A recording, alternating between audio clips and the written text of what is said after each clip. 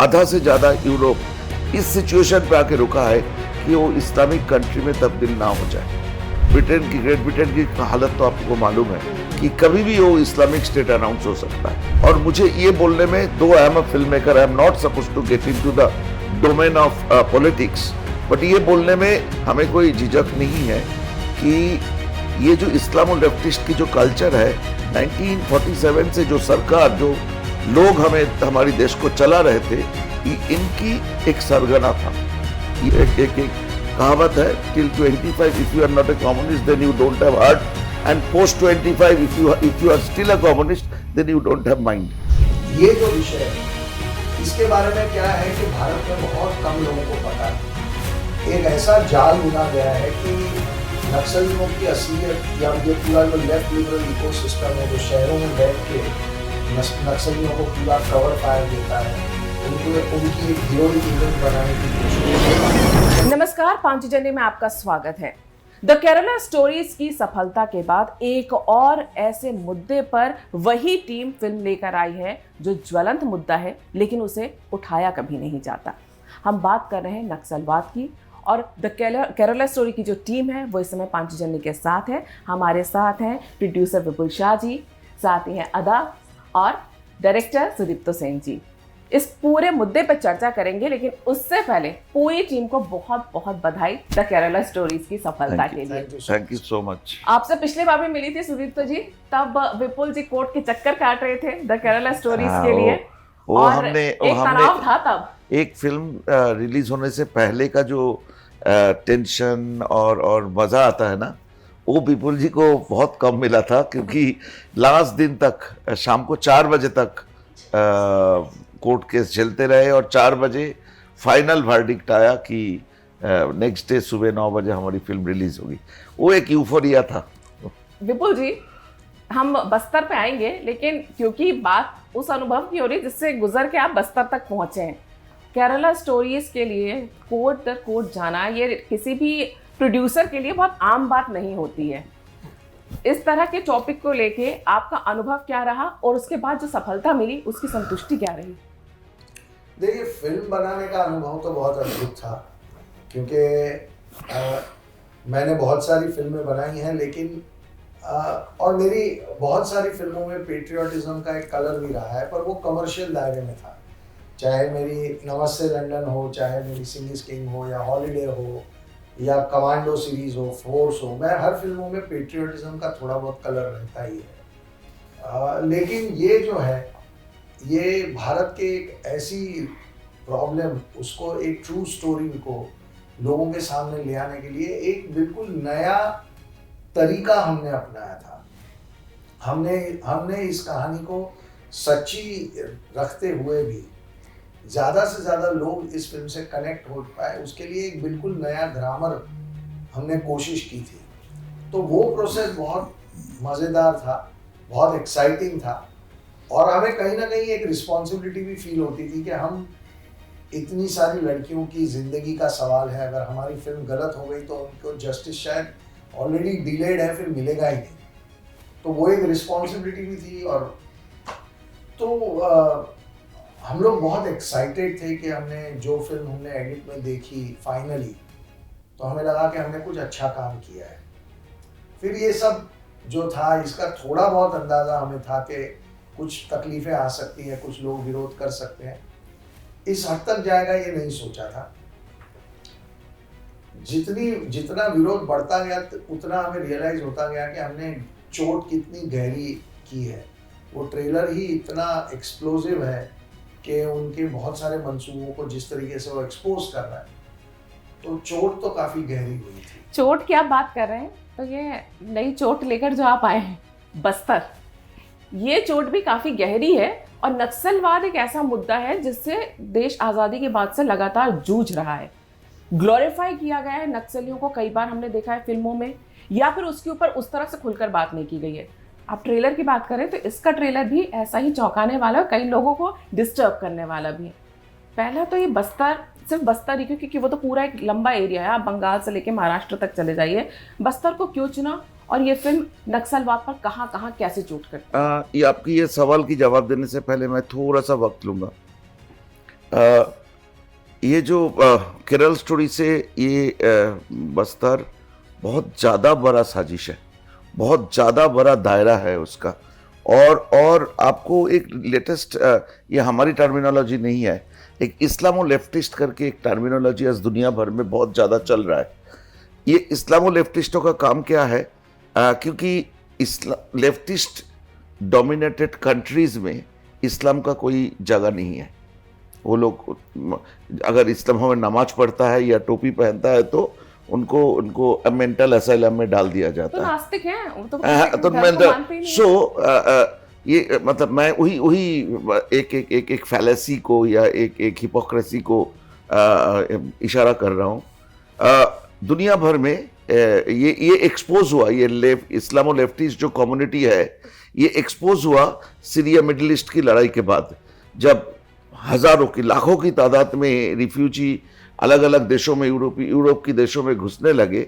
जहां जहां so called social Democrats की सरकार थे वहां पे बड़े संख्या में इस्लामिक के रिफ्यूजीज पहुंचे और उसकी रिजल्ट में आज आधा से ज़्यादा यूरोप इस सिचुएशन पे आके रुका है कि वो इस्लामिक कंट्री में तब्दील ना हो जाए। ऐसे सिचुएशन है। ग्रेट ब्रिटेन की हालत तो आपको मालूम है कि कभी भी वो इस्लामिक स्टेट अनाउंस हो सकता है। तो हमारे देश में एक बहुत बड़ा साजिश ये इस्लामो लेफ्टिस्टों का रचा गया है बहुत पहले से। और मुझे ये बोलने में, though I am a filmmaker, I am not suppose to get into the domain of politics, but ये बोलने में हमें कोई झिझक नहीं है कि ये जो इस्लामो लेफ्टिस्ट की जो कल्चर है 1947 से, जो सरकार, जो लोग हमारी देश को चला रहे थे, इनकी एक सरगना था। ये इस्लामो लेफ्टिस्टों को इतने ज्यादा बर्बाद दिए, आप एजुकेशन से education, art and culture, industry, हर जगह पे इनकी प्रभाव बढ़ गया। तो आज उसकी रिजल्ट क्या है कि लेफ्टिस्ट पार्टीज इस देश में एग्जिस्ट नहीं करता है। केरल छोड़ के, केरल की लेफ्टिस्टों को मैं लेफ्टिस्ट नहीं बोलता, वो लोग सोशल डेमोक्रेट्स है। पूरे देश में politically they are non existent, लेकिन माइंडसेट में ये लोग ऐसे गहराई में चले गए। ये 1947 से एक साजिश रचा गया था हमारी देश के खिलाफ, और उसकी एक एग्जाम्पल मैं आपको आज प्लेस कर सकता हूं, लेकिन मैं उतना डिटेल में नहीं जा रहा हूं क्योंकि 2 दिन में मेरी फिल्म रिलीज होने वाले हैं, मैं उस डिस्कशन में नहीं जाऊंगा। बात यह है कि केरल स्टोरी और उसके बाद बस्तर, तो ये दोनों हमारे लिए कोइंसिडेंस नहीं था। मैं और विपुल जी जब केरल स्टोरी की बात कर रहे थे, एक साथ बस्तर का बात भी चल रहा था। कोइंसिडेंटली केरल स्टोरी पहले बना, बस्तर उसकी 10 महीना में बन गया। हमारे लिए इशू ये था कि हमारे देश के खिलाफ जो साजिश हुई है, I happens to be interested in this kind of subjects, तो उसके ऊपर रिसर्च मैं 10 साल 15 साल 20 साल से कर रहा था। जब बीच बीच में मैं मेरा घर चलाने के लिए, पैसा कमाने के लिए काम कर रहा था, लेकिन मेरा मेन इंटरेस्ट था ये सारे सब्जेक्ट को एक्सपोज करना और निकाल के लाना। तो जब एक मैच्योरिटी लेवल पे आए तो मैं विपुल जी के पास आया, क्योंकि सब जगह से रिजेक्शन मिल रहा था कि इस तरह की फिल्म बनाने की साहस करना ही बहुत इंपॉर्टेंट है। लोगों को आज भी हमें लगता नहीं है कि, मतलब तज्जुब होता है कि हमने केरल स्टोरी बना भी लिया। कोई नहीं सोच सकता था कि आईसिस के खिलाफ बात करने की साहस कोई करना, इस्लामिक टेररिज्म के खिलाफ, इस्लामिक एक्सट्रीमिज्म के खिलाफ बात करने की ताकत रखना।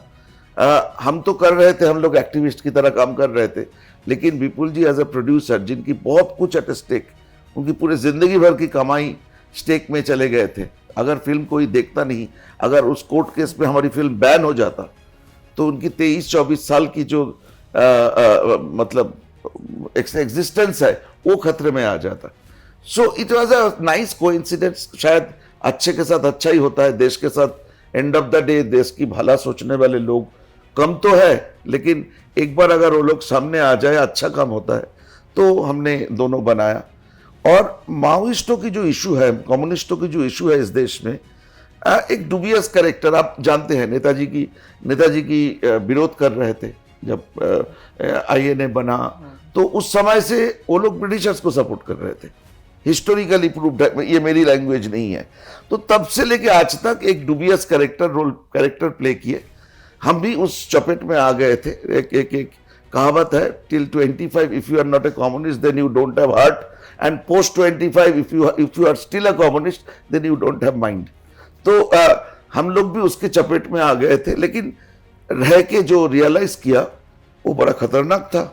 आप ये बताइए, मैं यही पूछने वाली थी, आप चपेट में आए क्योंकि आप उस इलाके से आते हैं जहाँ आसपास नक्सलवाड़ी के पड़ोस में ही है, जहाँ से पूरा ये सब चला हुआ है।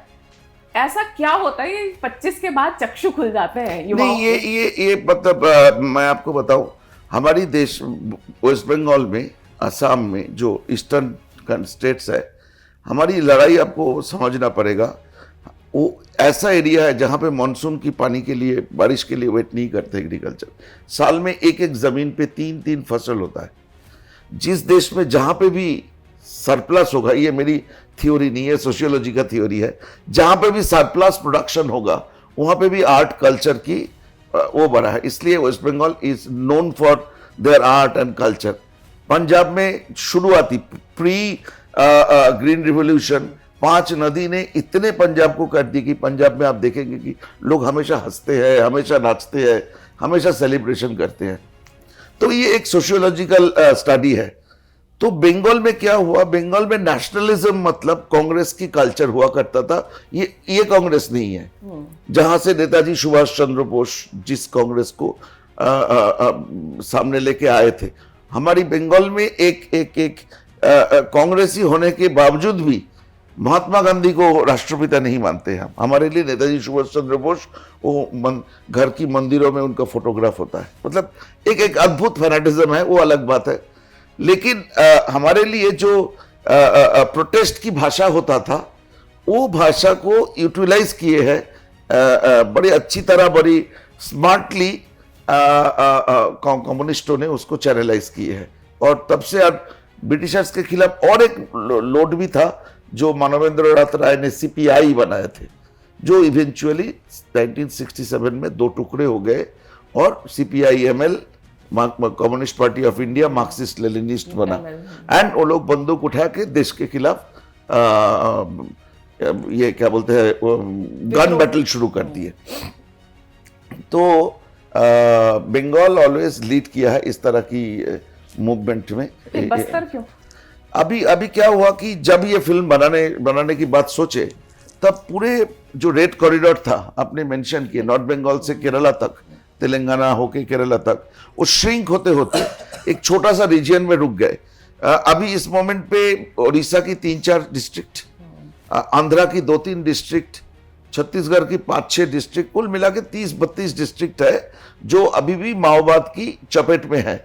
उसकी एपिसेंटर है बस्तर, तो इसलिए बस्तर।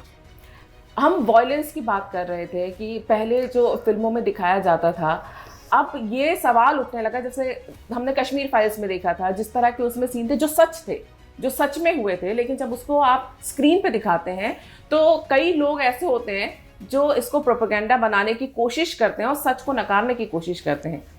बस्तर फिल्म में भी जो ट्रेलर हमने देखा है, उसमें जो 76 हमारे जवानों को मारा गया था, उसको बिल्कुल एज इट इज़ दिखाने की कोशिश की गई है। कोर्ट घूमने के बाद पिछली फिल्म के, आपको लगा नहीं कि इस बार फिर से ऐसे रिस्क लेना ठीक है या नहीं है? नहीं, देखिए, हमारा तो इस देश के पूरे सिस्टम पे भरोसा है। तो मैं तो ऐसा मानता ही था कि चाहे केरला स्टोरी हो, चाहे बस्तर हो, और केरला स्टोरी के कोर्ट केस के पूरे झंझट के बाद भी मुझे ये भरोसा था कि अगर बस्तर पे उससे डबल भी केसेस हो जाएंगे तो हमारी कोर्ट्स जो है, सुप्रीम कोर्ट जो है, वो उनके साथ नहीं खड़े होंगे, वो सच के ही साथ खड़े होंगे। तो ये डर तो मुझे कभी लगा नहीं कि क्या होगा। और हमने केरला स्टोरी से भी ज़्यादा बोल्ड और ज़्यादा पावरफुल फिल्म बनाने की कोशिश की है, क्योंकि मुझे ये लगा कि ये जो विषय है, इसके बारे में क्या है कि भारत में बहुत कम लोगों को पता है। एक ऐसा जाल बुना गया है कि नक्सलियों की असलियत, या ये पूरा जो लेफ्ट लिबरल इकोसिस्टम है, जो शहरों में बैठ के नक्सलियों को पूरा कवर फायर देता है, उनको उनकी एक हीरोइक इमेज बनाने की कोशिश करता है, और भारत देश के टुकड़े करने की साजिश ये लेफ्ट लिबरल शहरों में बैठ के जो इंटेलेक्चुअल कर रहे हैं, ये पूरा सब्जेक्ट जो है ये किसी को पता ही नहीं है या बहुत कम लोगों को पता है। तो हमें लगा था कि इस पे अगर हमें लोगों का ध्यान आकर्षित करना होगा तो इस फिल्म को बहुत पावरफुल बनाना पड़ेगा। फिर कोर्ट केस होंगे, जो होगा वो हम देख लेंगे, पर इस बार लकीली अभी तक कोई कंट्रोवर्सी हुई है, ना किसी ने हम पे आक्षेप लगाए हैं प्रोपेगेंडा के, या कुछ भी नहीं हुआ है। लेकिन एक छोटा सा हुआ था ना जेएनयू में, जेएनयू का वो एफईजी जलाए थे, वो 40-45 लड़के ने। वो कुछ एक दिन के लिए वो चला, लेकिन उसमें कोई ऐसा मेरिट नहीं था कि वो बात आगे बढ़ पाती। मुझे लगता है कि केरला स्टोरी के बाद लोगों को ये समझ आ गया है कि जब हम लोग एक बिल्कुल सच लेके आगे चलते हैं और हर चीज़ का हमारे पास डॉक्यूमेंटेड एविडेंस होता है, तो हमसे अब पंगा लेने की लोगों की थोड़ी सी हिम्मत कम हो गई है कि इनको लगता है ये कुछ फ़ायदा नहीं है, ये हर लाइन का कोई ना कोई एविडेंस सामने रख देंगे, तथ्य साथ में है, तो फिर सच जो है उसको लोग स्वीकार करते ही हैं। आपने पावरफुल फिल्म की बात की, दोनों फिल्म में पावर जो रही है आपकी वो अदा रही है। हाँ? शालिनी उन्नी कृष्णन भी पावरफुल थी और इसमें हम देख रहे हैं नीरजा के रोल में आपको देख रहे हैं। अदा एक ऐसी लड़की जिसको आपने, जब हमने पिछले बार केरला स्टोरीज के टाइम इंटरव्यू किया था तो आप कहती जिया है, महसूस किया है। आईपीएस के कैरेक्टर को महसूस करना आसान नहीं होता, एक लंबी ट्रेनिंग होती है उनकी। तो इस कैरेक्टर के लिए उतनी ही पावरफुल वही इंटेंसिटी आपकी दिख रही है कि एक आईपीएस जिस तरह से दिखाई देता है, जो प्रोमो में देख के नजर आ रहा है, उसकी आपने बहुत तैयारी की। इसके लिए क्या मेहनत करनी पड़ी? तो इसके लिए आई थिंक उससे डबल मेहनत करनी पड़ी, because Shalini Unnikrishnan finally like एक कॉलेज की लड़की थी, अपने माँ और अपने नानी के साथ रह रही थी, दादी के साथ। तो आई काइंड ऑफ आइडेंटिफाइड वो कैरेक्टर के साथ, बिकॉज हम सब लड़कियां रह चुके हैं वैसे, मेरे फ्रेंड्स रह चुके हैं, तो वो ईजियर था आइडेंटिफाई करने के लिए as compare to this. Like you said, मैं आईजी तो हूँ नहीं, और आईजी की ट्रेनिंग क्या होती है वो मैं सिर्फ thank God we did like a good, हम लोग इंटरैक्ट हम लोग ने किया बहुत सारी सीआरपीएफ लड़कियों से, एंड देन आईजी से भी Ada physically traveled to Bastar, and she not only Bastar, she went to the core area of Bastar, which is the Maoist infested. She went to Dantewada. वहाँ पे या दंतेवाड़ा की CRPF जो training होती है, तो वहाँ पे सेलफोन नेटवर्क नहीं है, फोटोज नहीं अलाउड है वहाँ पे। दांतेश्वरी मंदिर में तो आपका फोटो, दांतेश्वरी मंदिर में, but in that area you are not allowed to remove your phone and click photos. Even मैंने कुछ पेड़ देखे हैं ना, ऐसे let me click this, cameras are not allowed here, and वो हाँ माओइस्ट इन्फेस्टेड एरिया में। कैसा अनुभव था, क्या सीखा बेसिकली वहां जाके, क्या देखा और क्या महसूस किया? बहुत कुछ। I think as an actor आपको हर वक्त कुछ ना कुछ सीखना चाहिए। मैं आपके साथ बैठ रही हूँ, मैं आपसे भी सीख रही हूँ, मैं इनको भी देख रही हूँ, वहाँ पे मैं आपके कैमरामैन को भी देख रही हूँ, मैं सीख रही हूँ हमेशा। I think as an actor आपको हर किसी से सीखना चाहिए, जितना भी आप सीख सको, because it will come of use to you. And यहाँ तो मैं सीखने ही गई इनसे। तो ये लड़कियाँ जो है वो एकदम कितनी ब्रेव है, उनकी आंखों में एक वो फियरलेसनेस है, यू फील लाइक वो किसी को भी ख़त्म कर सकती है और उनको बिल्कुल डर नहीं है। तो I try to imbibe that. IG से भी मिले तो आई सॉ वो कैसे अथॉरिटी में कमांड्स देते हैं अपने सबऑर्डिनेट्स को। I saw, so I tried जितना हो सके as an actor, and I am glad आप लोगों को अच्छा लग रहा है। आप वहाँ पे मैं आपको और एक चीज़ ऐड करूँ, आधा का जो वोकाबुलरी है ना, आप सुन रहे हैं ना, इतना मिठास है उसकी आवाज़ में, एकदम बॉम्बे गर्ल की तरह बात करती है। फिल्म में वो आवाज़ नहीं मिलेगा। She worked on her voice, she tried to imitate the voice of the IPS officers there, because Dantewada में जो IPS IG बस्तर इनसे मिले थे, आधा को जो ट्रेन किए, उनको आधा की वॉइस को जंगल की वॉइस की तरह बनाए उन्होंने। मेरी आवाज़ बहुत स्वीट है, तो मुझे घंटा फर्क नहीं पड़ता। The voice that he wanted, वो डायलॉग है मेरा नहीं है, नीरजा माधवन बोलती है वो, तो he wanted वो क्रैक आए वॉइस में, पर वो वॉइस में दिख रहा है, जैसे प्रोमो में भी दिखाई देता है, जब मंत्री होम मिनिस्टर पूछते हैं, वो प्रोमो में आपने जो डाला है। नहीं, प्रोमो में नहीं, प्रोमो में वो डायलॉग है कि ये लेफ्ट लिबरल्स को रास्ते में खड़े करके गोली मार दूंगा, चाहे मुझे फांसी में चला देना। नहीं, वो आंखों में वो इंटेंसिटी दिख रही है, यानी एक शालिनी उन्नी कृष्णन से जस्ट ऑपोजिट एक विक्टिम, वो भी 10 महीने के अंदर। 10 महीने के अंदर। Thank you. वैसे क्या यही वजह, आपको पूरा भरोसा था कि आदा को रिपीट करना? ये हाँ, पूरी मतलब टीम जो है ना, नहीं, ये अपने आप में- आदा ने जो शालिनी उन्नीकृष्णन की कैरेक्टर को वो बड़ी सिंप्लीफाइड कर दिया कि बहुत कठिन नहीं था, लेकिन बहुत ज़्यादा कठिन था।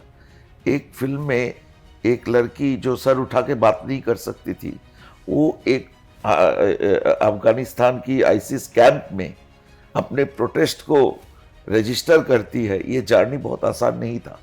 एंड हमने केरला से लेकर -14 डिग्री टेम्परेचर में अफगानिस्तान कैंप जहाँ पे हमने बिठाया था, ये बहुत डिफिकल्ट था। एंड आदा बहुत ही एट ईज वो काम की है, तो हमारे लिए कैरेक्टर नीरजा माधवन की कैरेक्टर को चूज करने के लिए बहुत ज़्यादा टाइम नहीं लगा था। मैं बोलता हूँ कि एक फ़ोन कॉल चाहिए था कि आधा shooting first and last shooting में पहुंच जाना। आई एम ग्लैड, क्योंकि हम लोग जो इंडस्ट्री में हम लोग काम करते हैं वो टाइपकास्ट होना इतना इजी है, एंड लोग अपनी पूरी करियर्स करते हैं टाइपकास्ट होके, मीन्स थोड़ा सा बहुत मेकअप चेंज कर लिया या हेयर स्टाइल चेंज कर लिया, मौके नहीं मिलते हैं। आई नो एक्ट्रेसेस को, मेरी फ्रेंड्स भी है जो एक्ट्रेसेस है, they don't get a chance दिखाने के लिए अपनी कला, बिकॉज दे गेट टाइपकास्ट वो सेम रोल में।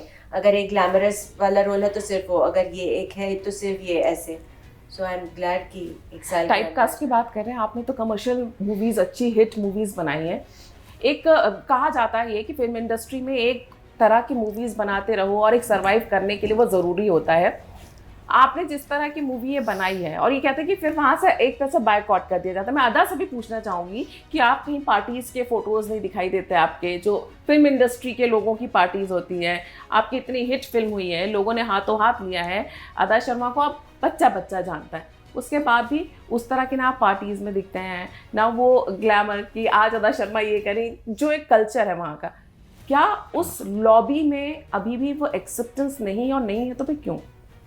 फर्स्टली आई डोंट नो अगर हम कोई लॉबी को ब्लेम कर सकते हैं, बिकॉज पहले भी मैं पार्टीज में नहीं जाती थी। इट्स नॉट कि मैं जाती थी और फिर उसके बाद मेरे बेस्ट फ्रेंड्स ने कहा अभी मत आओ मेरे पार्टी में क्योंकि आपने केरला स्टोरी की है। मैं एनीवे आपको कभी नहीं देखती। नहीं, ऐसा कहते हैं कि ना आपको अगर ना मिलना जुलना पड़ता है, कॉन्टैक्ट्स बनाने पड़ते हैं, पर फिर और भी ना इतनी बड़ी हिट होने के बाद फिर भी मिलना जुलना पड़ता है, देन व्हाट्स द पॉइंट? अभी मैं खुशी खुशी से अपने घर पे बैठ के पियानो बजा सकती हूँ ना, तो लेट मी यूज दैट मेरे फायदे के लिए कि हिट हो गया, मेरा फिल्म हिट हो चुका है, तो अभी मैं अपने फ्री टाइम में वो कर सकती हूँ जो मुझे पसंद है। तो सुदीप्ता जी ने रिपीट किया आपको बिल्कुल शरीर में, उसके अलावा और कौन से ऑफर्स इसके बाद आए जो आपकी केरला स्टोरी को देखने के बाद? आई थिंक एक साल भी नहीं हुआ, एंड वो भी विपुल सर का था, वो commando the web series, and मैंने सनफ्लावर सीजन 2 किया था, जो वहाँ मैं बार डांसर हूँ और इससे भी बहुत अलग है।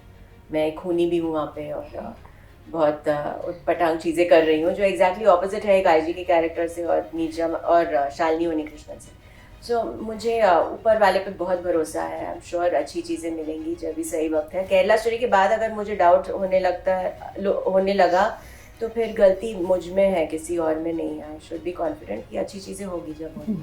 बिल्कुल अच्छी चीज़ें हो भी रही हैं। बस्तर की हम बात करते हैं, सत्य घटनाओं पे आधारित है। ऐसा बोलते हैं कि सत्य घटनाओं पे आधारित, तो जो सत्य आप दिखा रहे हैं अपनी फिल्मों में, दोनों ही फिल्मों की अगर बात की जाए, कई लोगों को वो सच हजम नहीं होता है। नहीं, ये तो है। आप जब आप कोई सच बोलेंगे तो कुछ लोग जो असत्य को सामने रख के अपने दुकान चला रहा है, उनको तो तकलीफ होगा, और हुई भी थी।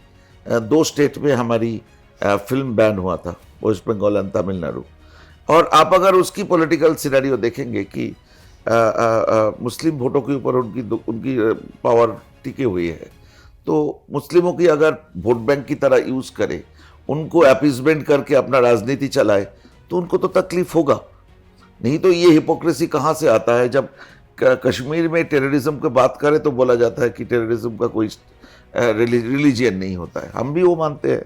जब हम केरल में जाके टेररिज्म की बात करते हैं, बोलते हैं हम इस्लामोफोबिक है।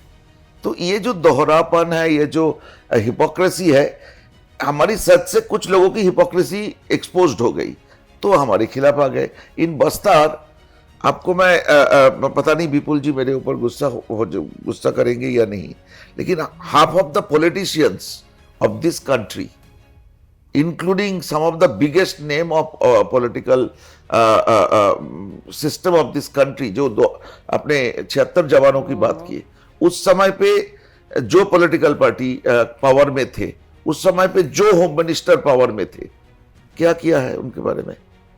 76 जवानों को जो लोगों ने मारा था, एक बंदे को सजा हुई, 76 फैमिली को कोई वो मिला, कॉम्पेंसेशन मिला। हमारी फिल्म में एक सीक्वेंस है जहां पे एक इंडिया का फ्लैग होस्ट करने के लिए एक बंदे को टुकड़े टुकड़े करके काटा जाता है।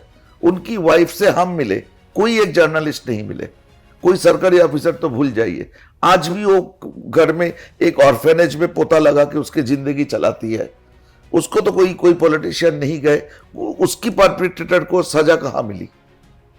तो ये जो इस्लामो लेफ्टिस्ट कल्चर जो देश को तोड़ने की प्लानिंग की करके रखे है, और कभी कभी वो लोग सक्सेसफुल भी हो जाते हैं, और उनको उनकी जो सरगना वाले जो पॉलिटिक्स है उसके बारे में बात करेंगे तो दुश्मनी तो लेना है।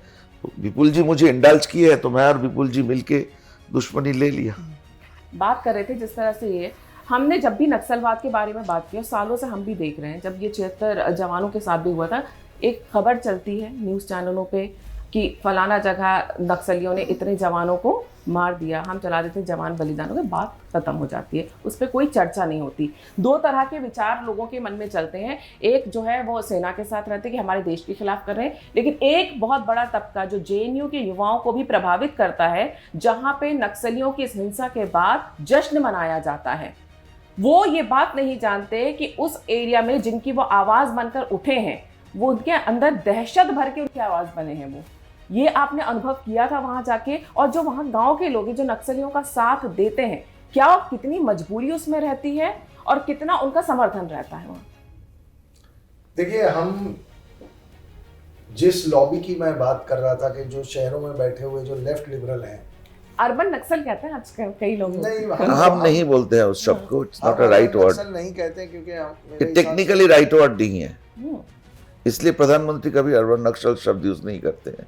आप लेफ्ट लिबरल लॉबी नहीं, हाँ, इंटेलेक्चुअल लॉबी, लेफ्ट लिबरल हम लोग इसलिए कहते हैं क्योंकि वो एक उनकी अपनी एक विचारधारा है, और वो लोग इतने डेंजरस क्यों हैं, उसका सबसे बड़ा रीज़न ये है कि जो ये 16, 17, 18 साल के बच्चे हैं जेएनयू में पढ़ने आते हैं, वो क्यों हमारी आर्मी के कुछ जवान अगर बस्तर में मरेंगे तो उनको क्यों खुशी होती है? ऐसा क्या उनका आर्मी के साथ एक दुश्मनी है, या हमारे जवानों के साथ कोई उनका क्या ऐसा एक्सपीरियंस है कि उनको लगता है कि हमारे जवानों को शहीद हो जाना चाहिए?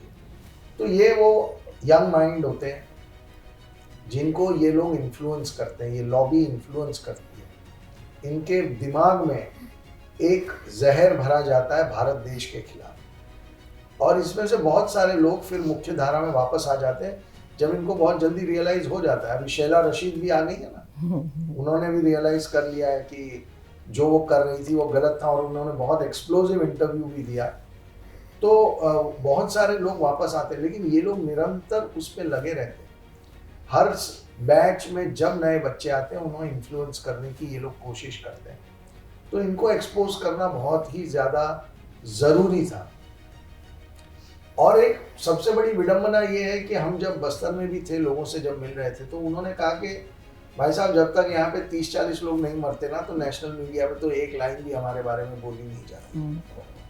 तो 10-20 लोगों की मौत तो मायने नहीं रखती। अब मैं आपको बताऊं, अभी हम लोग काउंट कर रहे थे कि फरवरी के महीने में बस्तर के अंदर कम से कम 16-17 लोगों की मौत हो गई।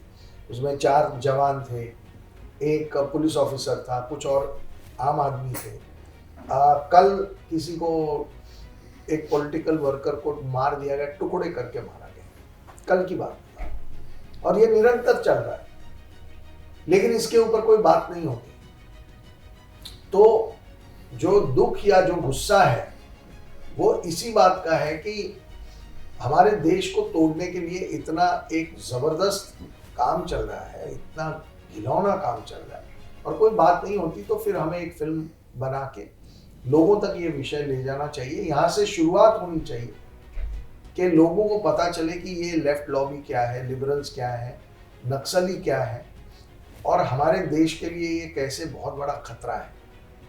वहाँ से अगर शुरुआत हो इस फिल्म से, हमारे देश के अंदर मुझे लगता है कि आज की तारीख में टेररिज्म से भी बड़ा खतरा नक्सलियों का है।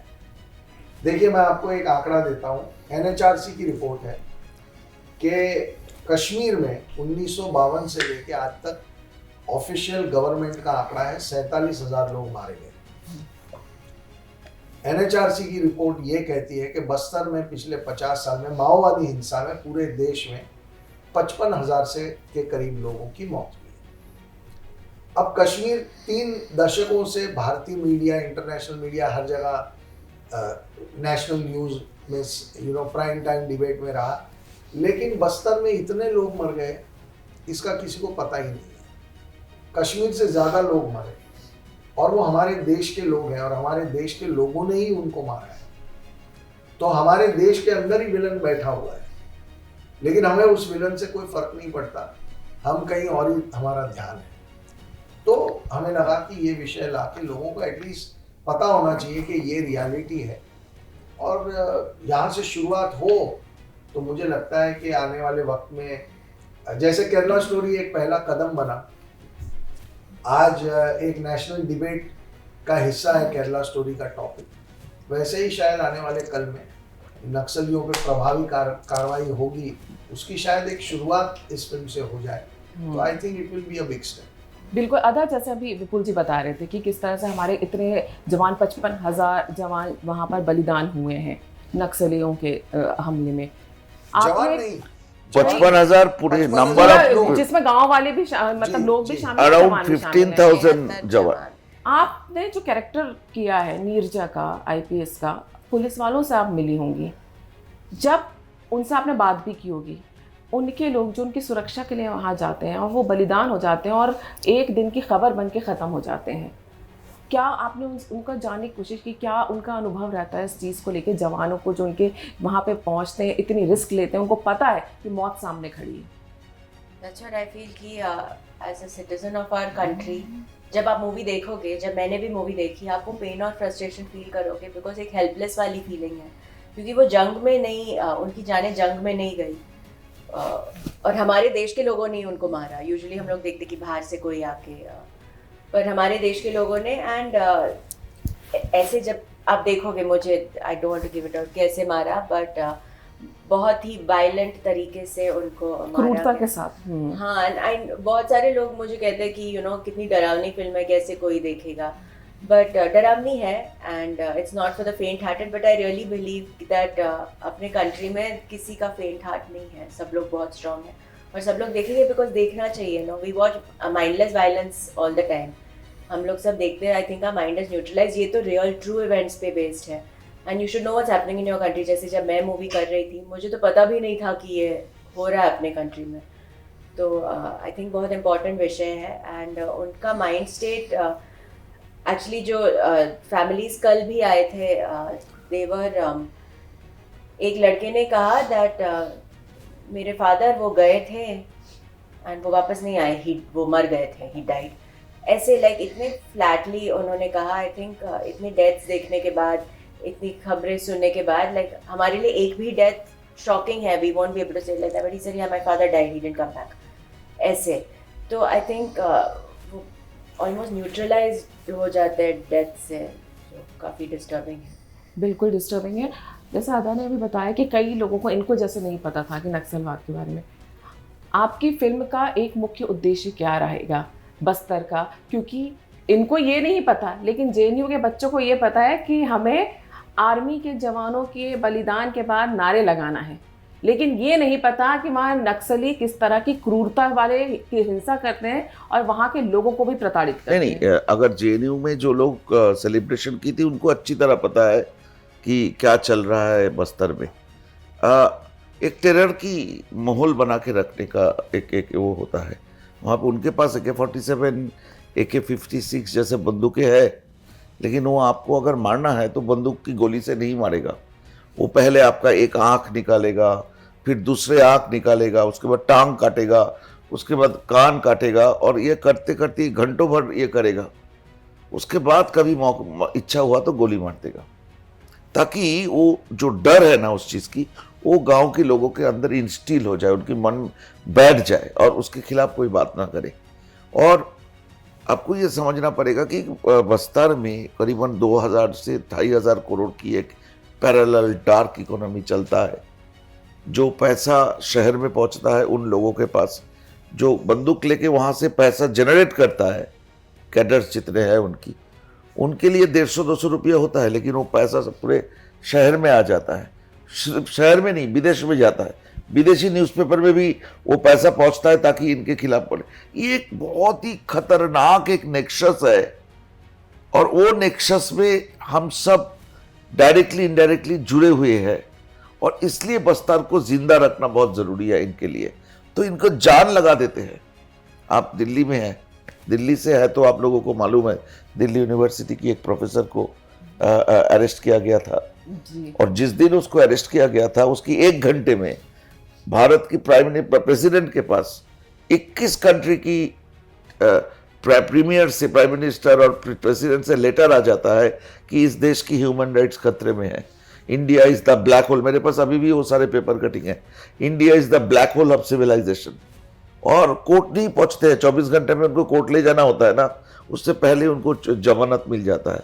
और एक छत्तीसगढ़ में उसको कोर्ट ऑर्डर देते हैं कि आप जाके उनके साथ माफी मांगो, उसको 5 लाख रुपया दो, ताकि उनको जो अपने रेपुटेशन खराब किए मतलब I am not suppose to say anything against any constitutional system, लेकिन दुख की बात यह है कि इनकी साजिश में डायरेक्टली इनडायरेक्टली सब लोग इन्वॉल्व है। Politics, judiciary, media, education system, सब जुड़े हुए हैं। तो बस्तर की फिल्म, जो बस्तर द नक्सल स्टोरी जो हमने बनाया, ये फिल्म इसलिए सब लोगों को देखना चाहिए। मतलब it's, I am not saying that we have done something great, but it is a first exposé of इतने बड़े नेक्सस अगेंस्ट दिस कंट्री। तो हमारी उद्देश्य ये है कि बस्तर में एग्जैक्टली हो क्या रहा है उसके बारे में बात करना, और लोगों को पता चलाना कि मतलब आपकी पीठ पीछे ये हो रहा है। और दूसरी ये है कि हमारी जो एजुकेशन सिस्टम, इसमें आप बताइए, जवाहरलाल नेहरू यूनिवर्सिटी जैसे reputed one of the leading university in the world, not only in the country, वहाँ पे अगर इस तरह की सेलिब्रेशन हो तो हमें वार्न्ड होने की कारण तो है। We should be concern about that. तो यही हमारी मकसद था, और हमें लगा कि सिनेमैटिकली हमने अच्छे काम किए हैं, क्योंकि best of the technician worked. बहुत डिफिकल्ट था एक्शन सीक्वेंसेस को शूट करना, हमने उसको फिल्मी एक्शन नहीं रियल एक्शन बनाने की कोशिश था। तो हमने ऐसे एक एक्शन डायरेक्टर को लेके आए जो कांतारा जी, KGF जैसे फिल्मों को बहुत रियलिस्टिक एक्शन किए हैं। तो बहुत इस देश की best of the actors acting की है, आधा को तो आपने देख चुके हैं, और भी काफ़ी सारे सीनियर एक्टर्स इसमें काम किए हैं। तो it's a well executed project, ये हमें लगता है। और जो हमारी मकसद था, हमारी नज़र में हम कामयाब हुई, क्योंकि हमारे पास केरल स्टोरी का रेफरेंस था। फिर ये भारतीय सिनेमा में कभी हुआ है कि नहीं मुझे मालूम नहीं, रिलीज की 10 महीना बाद भी अगर कोई इस तरह की कोई भी इंसिडेंस होता है, सनशाइन पिक्चर्स, सुदीप तोषण, आदर्श शर्मा, विपुल जी सोशल मीडिया में नहीं है, तो हम तीनों का नाम ऐड करके लोग देते हैं।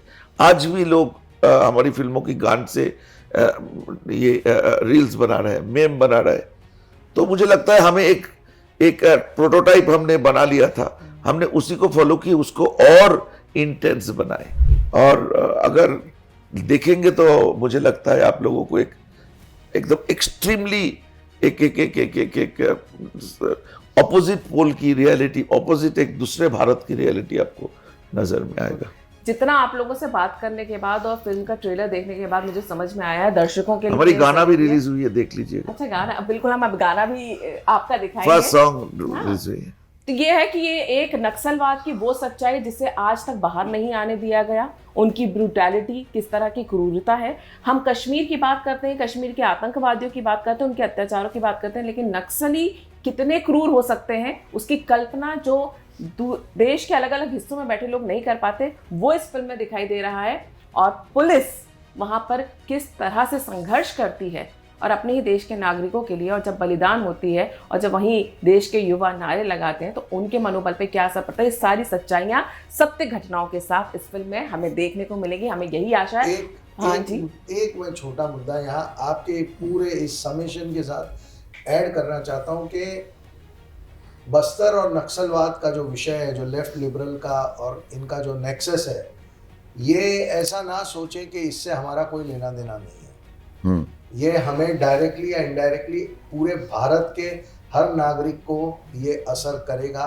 अगर आज तक नहीं किया है तो आने वाले कल में करेगा, और इसलिए इस समस्या को जड़ से उखाड़ना बहुत ही ज़रूरी है। बिल्कुल। और चलते चलते, क्योंकि अभी कल ही सीए पे नोटिफिकेशन आ गया है, तो वो भी मुद्दा इसलिए उठा रही हूँ मैं यहाँ पे कि जब बात सीए को लागू करने की आई थी, यही कनेक्शन सामने आया था, इस्लामिक एंड लेफ्टिस्ट कनेक्शन, जिसने देश में आग लगाने की 2019 में भी कोशिश की थी। तो धीरे धीरे देश की जनता इस कनेक्शन को समझ रही है। आज जैसे उस पर शांति है सीए के नोटिफिकेशन के बाद, नक्सलवाद का मुद्दा ऐसा है जो हम सालों से, हम बचपन से सुनते आ रहे हैं, लेकिन अब जिस तरह से वो सिमटता जा रहा है उसकी सच्चाई भी लोगों तक पहुंचे, अगली जनरेशन तक पहुंचे। हम यही अपेक्षा आपकी फिल्म से रखते हैं और बहुत बहुत शुभकामनाएं। जैसे केरला स्टोरीज के साथ अंत भला तो सब भला, ऐसे ही बस्तर के साथ हम यही उम्मीद करते हैं कि बहुत बड़ी हिट हो। आप तीनों का बहुत बहुत धन्यवाद फांसी जन से बातचीत करने के लिए। Thank you so much.